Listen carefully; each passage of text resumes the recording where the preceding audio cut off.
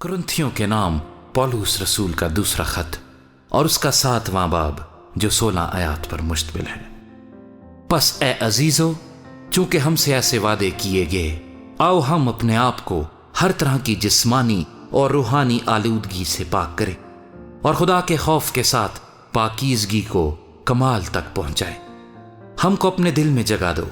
हमने किसी से बेइंसाफी नहीं की, किसी को नहीं बिगाड़ा, किसी से दगा नहीं की।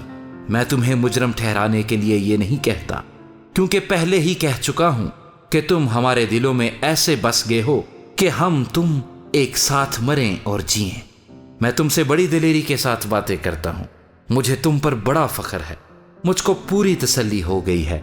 जितनी मुसीबतें हम पर आती हैं, उन सब में मेरा दिल खुशी से लबरेज रहता है, क्योंकि हम मकदूनिया में आए उस वक्त भी हमारे जिस्म को चैन ना मिला, बल्कि हर तरफ से मुसीबत में गिरफ्तार रहे। बाहर लड़ाइयां थीं, अंदर दहशतें, तो भी आजिजों को तसल्ली बख्शने वाले यानी खुदा ने तीतुस के आने से हमको तसल्ली बख्शी, और ना सिर्फ उसके आने से बल्कि उसकी उस तसल्ली से भी जो उसको तुम्हारी तरफ से हुई। और उसने तुम्हारा इश्तियाक, तुम्हारा गम और तुम्हारा जोश जो मेरी बाबत था हमसे बयान किया, जिससे मैं और भी खुश हुआ। गो मैंने तुमको अपने खत से गमगीन किया, मगर उससे पछताता नहीं, अगरचे पहले पछताता था।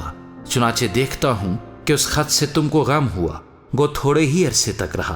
अब मैं इसलिए खुश नहीं हूं कि तुमको गम हुआ, बल्कि इसलिए कि तुम्हारे गम का अंजाम तौबा हुआ, क्योंकि तुम्हारा गम खुदा परस्ती का था, ताकि तुमको हमारी तरफ से किसी तरह का नुकसान ना हो।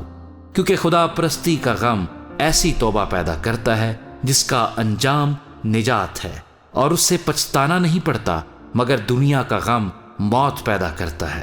बस देखो इसी बात ने कि तुम खुदा परस्ती के तौर पर गमगीन हुए, तुम में किस कदर सरगर्मी, उज़र और खफगी और खौफ और इश्तियाक और जोश और इंतकाम पैदा किया।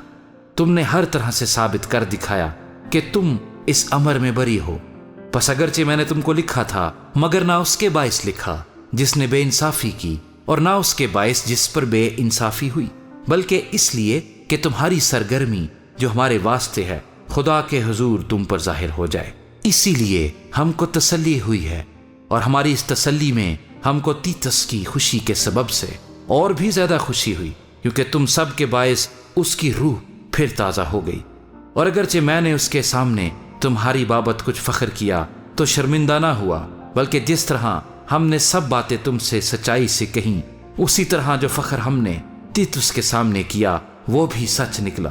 और जब उसको तुम सब की फरमाबरदारी याद आती है कि तुम किस तरह डरते और कांपते हो, उससे मिले तो उसकी दिली मोहब्बत तुमसे और भी ज्यादा होती जाती है। मैं खुश हूं कि हर बात में तुम्हारी तरफ से मेरी खातिर जमा है।